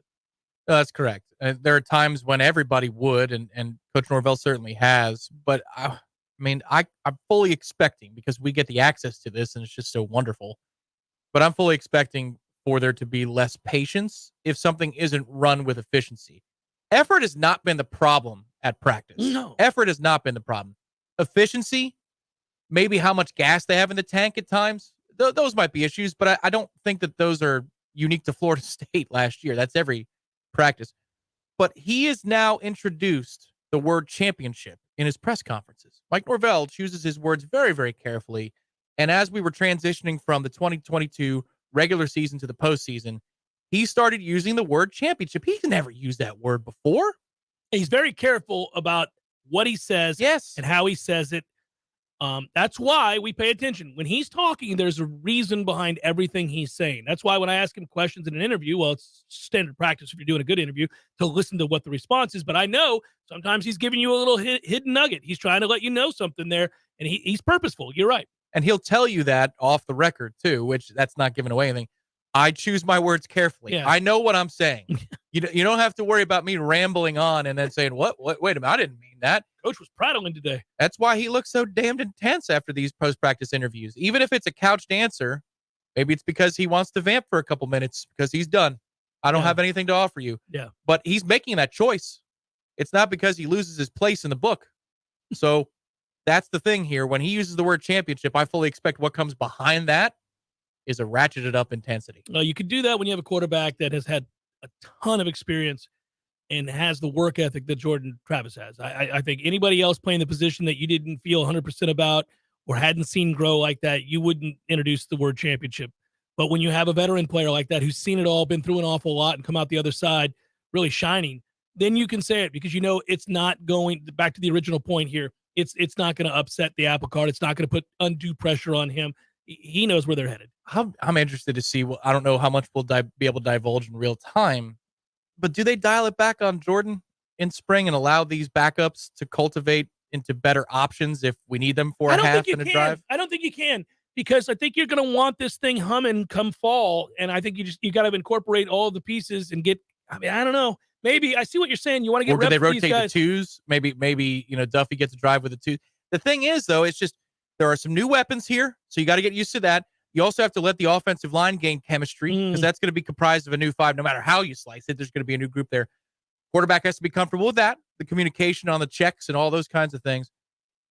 But Tate showed some flashes, and I'm sure AJ feels like this is his year to make that leap and be ready. To what? Make a leap ahead of Tate? Yes. Yeah. Yeah, meaning that I'm one play away from running an offense with these guys. If I was the backup right now, that opportunity with all of these weapons, many of them go away. Many of them go away this offseason upcoming.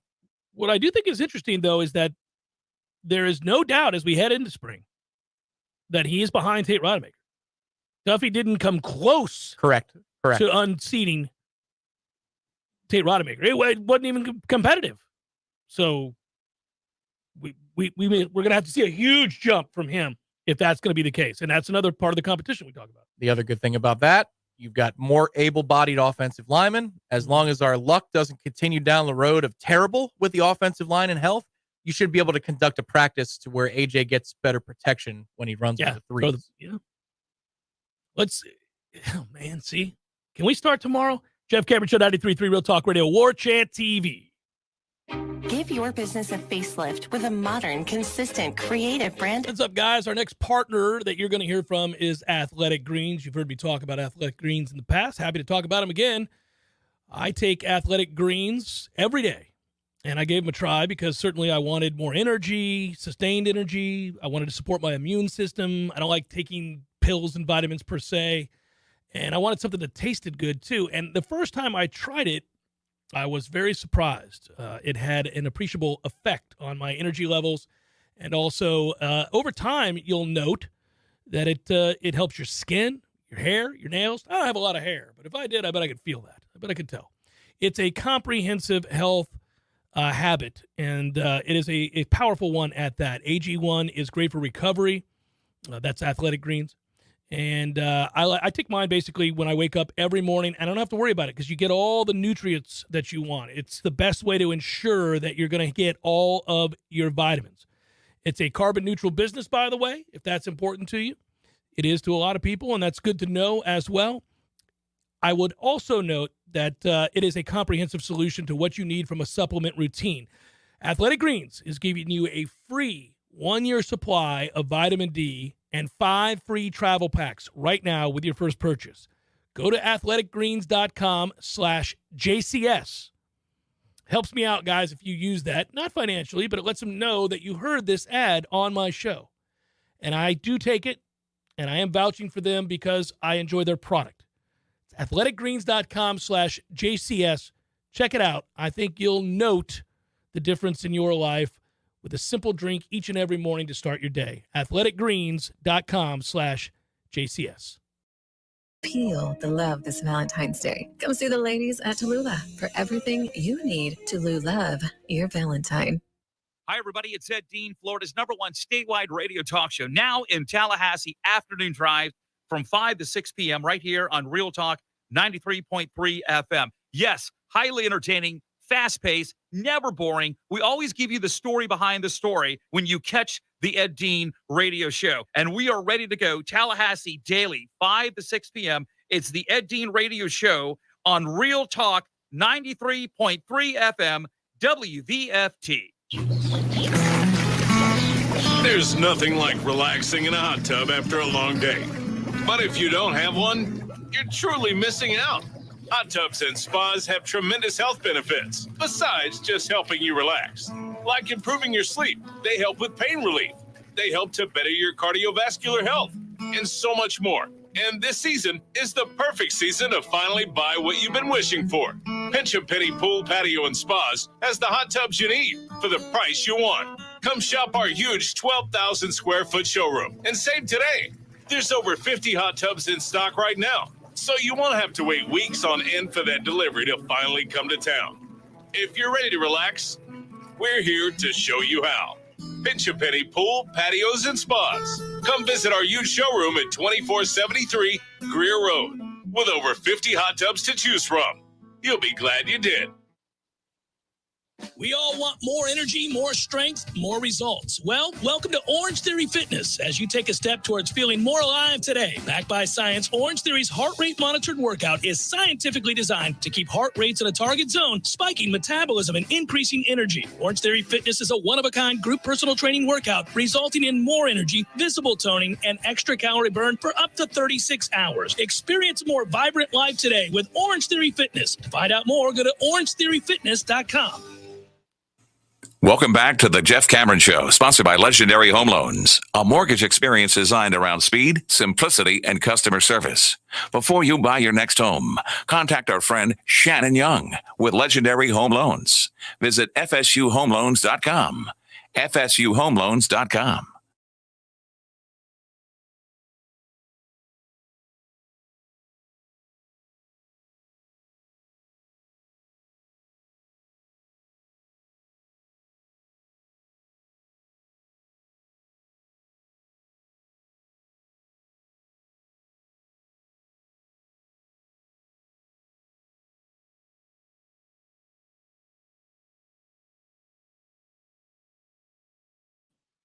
Thanks for the donation there. Appreciate you. Apparently, there's more, Tom, that I have failed to acknowledge. Not good. Matthew, for the children, he writes. Thank you, Matthew. And Marcus, want to slide this to Mickey Dollars next time you see him. I'm a booster now, or Mikey Dollars. So there you go. Appreciate you guys listening to the program and donating to the cause, if you will. Woo! So the question was asked while we were talking earlier about whether or not R. Wilmer asked whether or not there would be more interviews with Mike Norvell in the future. Mike and I have always got along swimmingly, and I think Mike is up for those things. I don't know about a weekly interview like I did in the past. That's a distinct possibility, maybe down the line, but there are no plans in place for that. But I think certainly, given his policy with press, I think Mike is open to the idea of sitting down and talking, pretty frequently. So we'll see moving forward. I don't know when it's in season, maybe we'll get a little bit more. But we get access, so everybody gets access now to in a way that previously we did not, and that's why I thought it was so imperative that I, forge ahead and try to get a weekly interview the way that I did back then. Maybe what you can do is during the second half of the Miami game, you guys could just have a long form conversation while we're watching the ass kicking take place before our eyes. Yeah, his job will be done. At that point, he'll be bored. Yeah. Tell me what you see on this play, Coach. We're going to go back to the first quarter. Tell me what you see on this play. It's funny. I what you would like to do is if you ever got an opportunity. I wonder if I could. I don't know how we would do this, but when I was having fun, we were doing the quote unquote, me and Gene Deckeroff were doing the celebrity coaching and all that during the spring game. One of the things that I liked, and you had to cede to each other, and Gene would call something and then I would have to wait and then it'd be my turn or whatever. One of the things I did like is that, and I think that fans would love this, and I did learn something. And this would be neat if you could find a way to harness it and utilize it in the form of a broadcast. Fuller would talk in my ear after we called plays and tell you what the look meant. He would say, hey, we're given this look. Here's what we're trying to get. And he'd say, this is what they've combated with. Do you want to switch? Like, it was really cool on the fly. You had mere seconds. You really realized the speed with which these guys operate. That's the thing that really stands out offensively and defensively, how quick you have to be ready to call the next play, the next formation, whatever it might be. You don't have time. I mean, these guys go. And that no sooner does a play in, that call's got to be in because that's got to be relayed by the players to the other players. It's got to be now. And the hand signals are being done by the assistants that are there. So, you don't have time.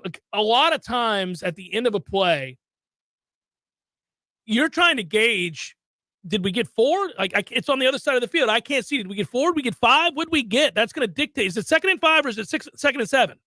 I can't, it's going to dictate what you call those 2 yards. And while you're sitting there trying to find out exactly what you got, where it helps you is the eyes upstairs are going, we got 5. What do you want to do? And defensively, same type thing.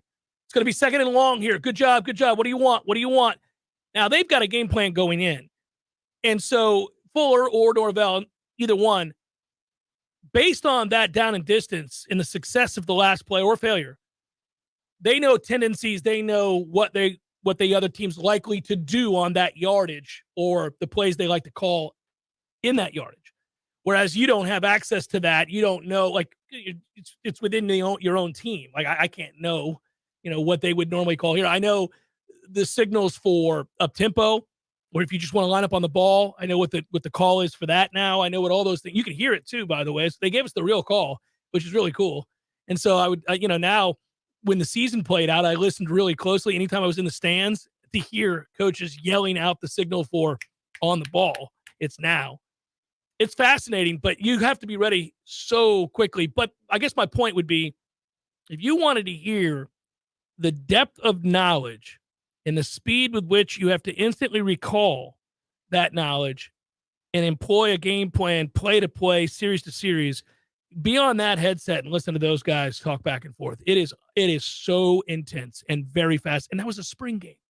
Do you think that the call for on the ball will be used more this year? You think would there be a benefit to more tempo for this offense? Depends how much better the defense is. I mean, you play complementary football. That's what you do. That should be the goal of all of this as a staff. It's one of the things I didn't love, about the way we were trying to go about things under Willie on offense. It wasn't, I didn't think it really served our purpose, because defensively we couldn't get stops, and I don't want to give people more at bats. But you could argue the other way. I know what the argument is. Like, we're not going to get stops anyhow, so just try to outscore people with more reps, but we weren't talented enough. Well, the talent level is going to be there, especially the defensive interior rotation. If everybody's healthy, you like your chances to stop the run more consistently against good offensive lines than certainly we did last year. Mm-hmm. But I look at the interior of the offensive line as the dictating force as to whether or not tempo is good, because I want a run up the middle between the tackles for 3 to 5 yards every chance I get. And then that's tempo right there. You're in 2nd and 6. Yep. We're winning first down over and over and over again. Yeah. And there's a physicality to that. That's what Gus Malzahn proved before he proved a lot of other things that were not so great. Mm-hmm. But that you can run tempo and be physical at the same time. Those are not mutually exclusive ideas. Like, we thought of tempo as throw it 50 times before we saw that kind of offense could exist, where there's physicality up the middle between the tackles. Running the game, with the running game. Stop the dive was the key. That's what we said. Got to win first down, to get them out of tempo. Right. And that's easier said than done, because you can know it. Jimbo knew it, and I'm not even talking just solely about the Auburn game. I mean, like, we saw teams run that on us, and it became difficult. And you had good players. It still becomes difficult. Well, I mean, you see tempo in the NFL, and those are the best players in the world. They still get exhausted. They get run down, they lose first down, and then if you lose first down 2 or 3 times in a row, you tend to keep losing first down. It doesn't suddenly work itself out. You have to hope for a penalty, a drop, a fault, like a false start, something silly. And this year we ran outside zone very well. That they did the year prior for splash plays at the very least. And then obviously counters what we've run for multiple years. Outside zone was what developed. The Clemson game was the eye-opener. We went, oh, my God, you could just do this. This isn't fluky against bad teams. You can do this. They ran a lot of whatever they wanted to run in the second half of the season. It was really remarkable. Again, play calling is not anything I worry about.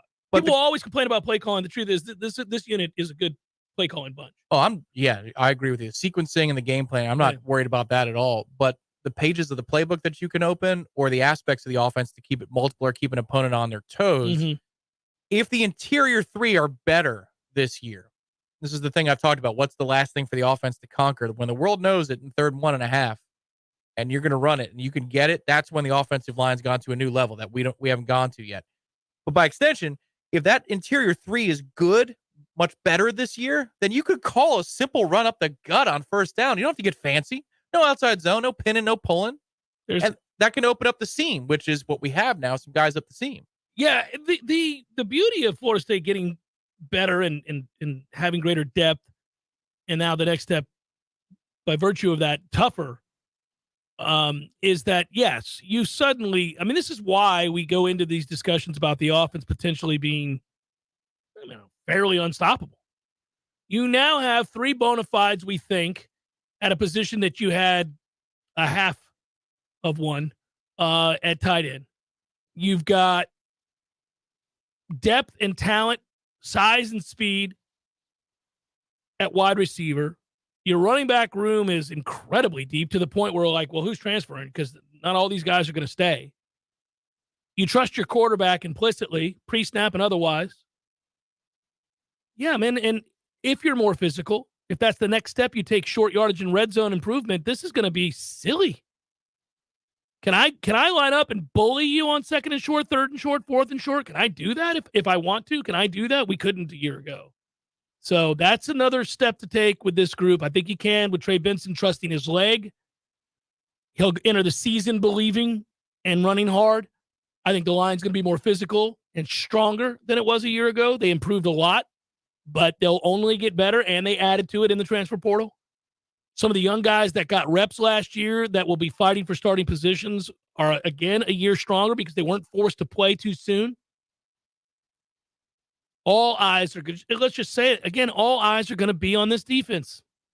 Can they take a big step forward so that when you face really good offenses, it's not guaranteed that they're going to have a banner day against your defense? They're going to have success because the rules are built around offenses scoring points, and that's the way it works. It's hard to play good defense at all anymore. But not everybody has to set records against you. Not everybody has to have their best day of the year against you, which a lot of teams did. Offensively, if they had a pulse at quarterback, they'd move the ball pretty freely. Yeah. So that I think will change and should change. How much it changes will dictate whether or not they're championship level. Jeff Cameron Show, 93.3 Real Talk Radio, Warchant TV. Your local news now. The Florida Highway Patrol confirmed Tuesday evening one of its troopers was involved in a shooting incident in Suwannee County. The incident occurred before 5:30 p.m. at Busy Bee off of I-10 on U.S. Highway 129. A male subject that was involved in the incident died, and the trooper was not injured. The trooper was placed on non-disciplinary administrative leave. FDLE will be investigating the incident. Officials said many homeowners in Havana are seeing hikes in their home insurance because there aren't enough state-certified firefighters responding to calls. Havana Volunteer Fire Department Chief Lester Beach said to be in compliance, they need at least 4 state-certified firefighters responding to every structure fire call. There are 2 currently getting their state certification, and 2 additional certified firefighters are joining the department. And all new firefighters will be required to obtain their certifications within 2 years. It's estimated to take at least 1 year before reevaluation, which should bring down the town's ISO rating and insurance rates in the future. This is Rachel Lene with your Real Talk 93.3 Local News Update, brought to you by Macklemore Systems, Tallahassee's go-to Mac store. Check them out online at MacklemoreSystems.com. This is meteorologist Paul Trombley with your Real Talk 93.3 weather update. A mix of clouds and sun this afternoon with a high of 78. Southerly winds 8 to 15 miles per hour. Lows around 57 tonight, mainly clear. A blend of clouds and sun tomorrow, high of 76. Low 70s Friday with a chance for scattered storms. Turning much cooler Saturday with highs in the upper 50s and showers. This report is brought to you by The Lawn Johns. For all your landscaping and lawn care needs, visit thelawnjohns.com. Right now, 78. Hey, honey, I'm not going to lie. Our front yard is looking sad. Don't you think it's time for some TLJ? I'm pretty sure you mean TLC, and I don't have time for all that work. No, I'm talking about some TLJ, like in the radio commercials. Give your yard some TLJ from the Lawn Johns. For all your lawn care and landscaping needs, give your yard the TLC it deserves with some TLJ. Call the Lawn Johns today for a free quote at 322-2567 or visit thelawnjohns.com. My man Eddie. Jeff, what's happening, dude? Bears eating people all over the place. I read another article today. It's the 3rd one in the last month of somebody getting mauled to death by a bear. Man, bears have their own space. You got to let them have that. You do. You got to stay clear of bears, is what you're saying? Yes. I got a question for you. Here you go. If you had to be mauled to death, eaten alive by any animal in the world, which would you choose to eat you alive? Ooh, I think maybe I'd want, I don't know, longevity time, a mouse. Just a slow burn. Slow burn. This thing just finished the pinky. It's been a month. I could go to work. I could still do my thing. I could probably live 30 years. I thought you were going to say great white because it'd be quick, or a grizzly. We went with mouse. Yeah, mouse. Okay. Mouse it is. Gordo's, bringing the flavor and flair of Cuban food to Tallahassee since 1996. Hey, Greg Tish here along with Matty Rowe. And you can listen to us Monday through Friday, 6 a.m. to 9 a.m. on Real Talk 93.3. Matt, we give away a couple things each week. Just a few. We've got the Florida Farm Bureau Insurance Wheel of Food. We have Give Me a Second, where we play a second of a song and you guess that song. And we also play FLA or Nay. We have a lot of fun Monday through Friday, 6 a.m., 9 a.m. on The Greg Tish Show. Think that's enough? We could talk about our feelings. There's a lot. The Greg Tish Show, Monday through Friday, 6 to 9 a.m., only on Real Talk 93.3. The Jeff Cameron Show, brought to you by Orange Theory Fitness. 2 Tallahassee locations, Midtown on Thomasville Road, and Northside in the Village Common Shopping Center. Online at orangetheoryfitness.com.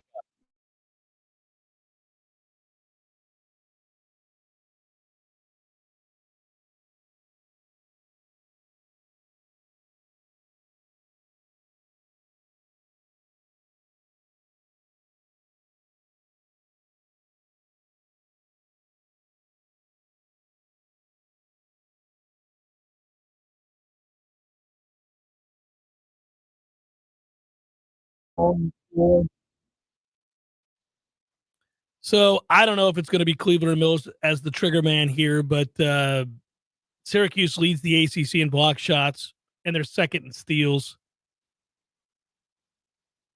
I'll be there tonight, Tom. I know you're staying away, and I understand why. Staying away is probably the way to describe it. Oh, really? Okay. I understand it. They got a 7-foot center, and Jesse Edwards is first in shooting percentage in the ACC, top 3 in rebounding, first in ACC block shots. I don't know. Trying to get a feel way down in the cockles about whether or not we show up tonight. I'm bringing one of the boys. We're going to cheer our heads off as best we can for a team that's freaking 8-16, 6-7 in the ACC. Be the one tonight, guys. Have this one be the one. Let's get to 9-16 and 7-7 in the ACC. You're going to be Hal Sutton in the executive box tonight. Be the right one today. Yes. Oh, I hope. I'd love to see us play well. What size? Because in those days, that was probably just a mere large polo. Shirts they used to wear. Like, what size polo would you have to buy today to match the sleeve length for all those players? Would it be double XL for a large? Like, is it up 2 levels? You see those early years of Tiger, and I mean, there's that one brownish red shirt that he wore that comes down halfway down past his forearm. I'm like, my man, what are we doing, everybody? It seems like that would be annoying. Sweating. That's what we're doing. Sweating profusely. But also trying to like guide the club back into the right slot while navigating your clothing dangling across your wrists. Like, what are we? Why? This is silly. And also, look, I agree with you that we don't have to have form-fitting slacks on the tour to the level that's like saran wrap on some players. That's Billy Ho. That's the problem. Right. And DJ, which nobody will see. Well, nobody sees him anymore. Right. Coming up on the CW this weekend. Yeah, nobody sees him. But you didn't have to have the bagginess of the late 90s, early 2000s either. Those pants were unbelievable. Those must have weighed 2 pounds. I'm not even kidding. Well, it's funny. Yeah, you're right. There's a happy medium. Golf pants they've trended the wrong direction. Lots of things have trended the wrong direction in the last few years in general. My goodness. No, I'm saying just the level of decorum and debate, and all of that, whether we're talking about elected officials or whatever it might be, right? All of it's fallen off a cliff where you can't even have a normal discussion. Everybody wants to be a sound clip or a video. But guys' pants, where we went to a place where, what are we doing?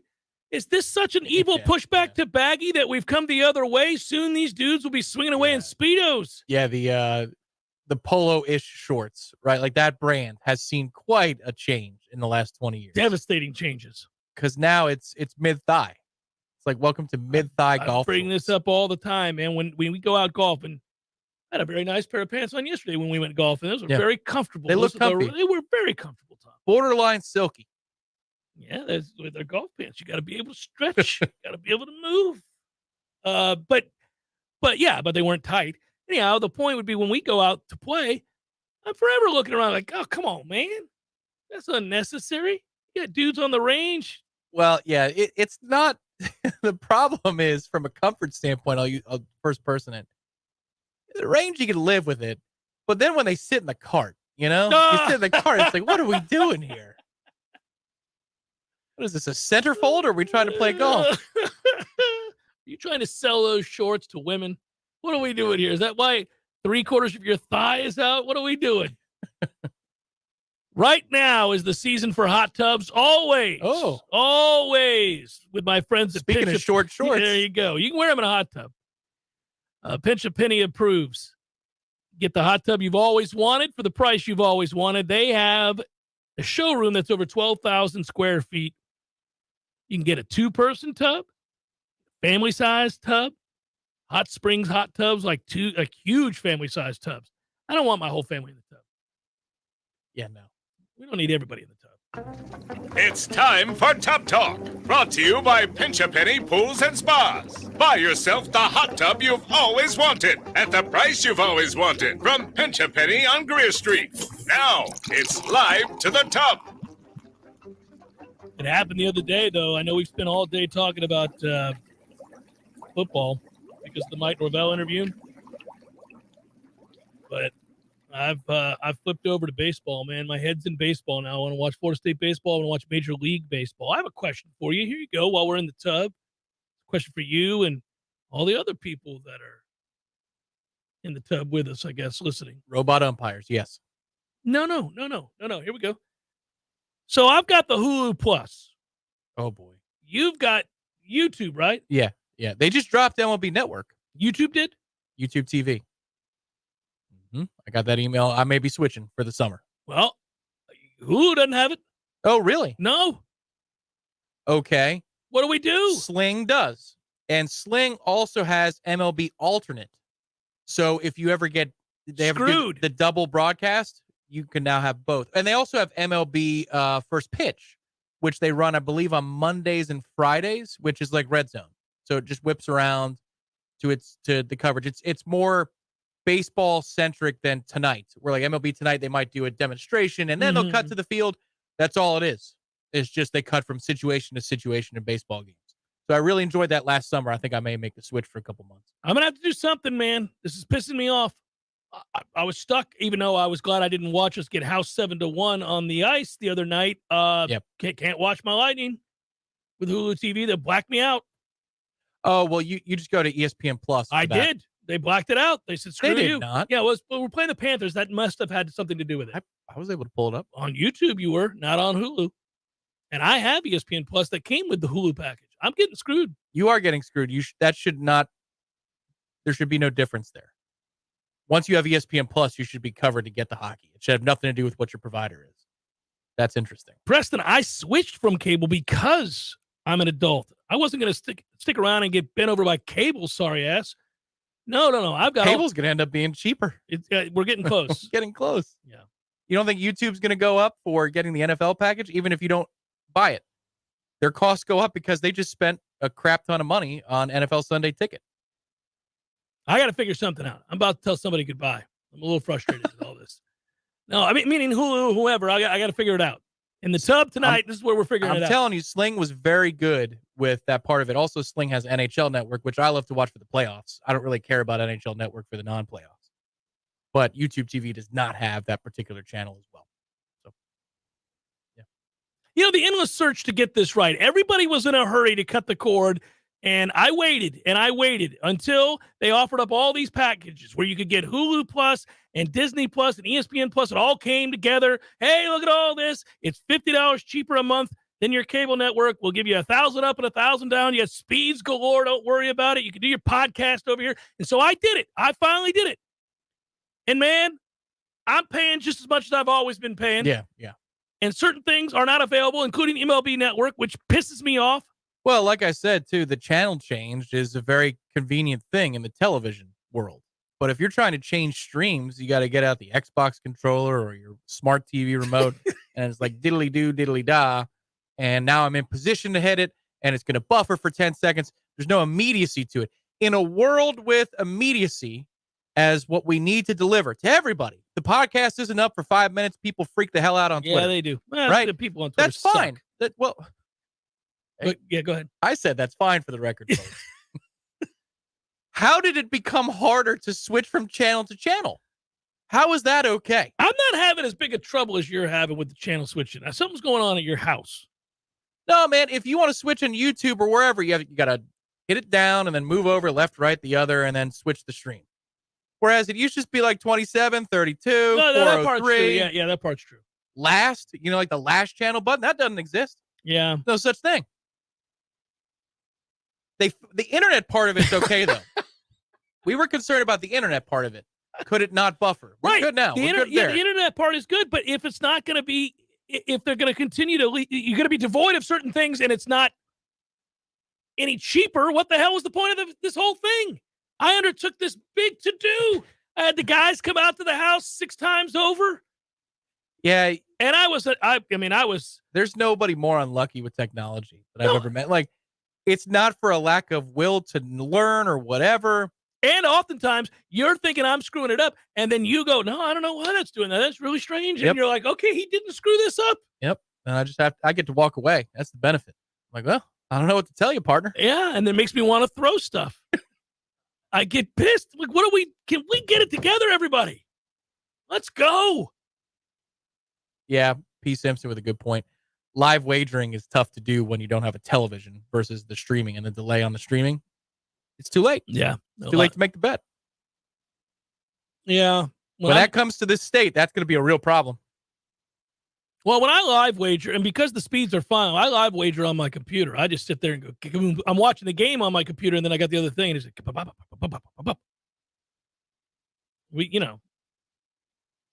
just snapshot it. Oh, buddy. Send it along. Last time I was in New York, you best believe. Amy's like, can we go? I'm like, man, babe. We're in the middle of something here. I got Vancouver, Calgary on the over. Let's kind of hang on here. now. Yeah, let's 6.5. Yeah. Move down to 5. Good work out of you. Our thanks to Mike Norvell for joining us this morning. That was a joy. If you missed the interview, go back and find it wherever you get podcasts. It'll be up. Warchant TV. Good job, Director Matthew. Peace, everybody. Talk to you soon.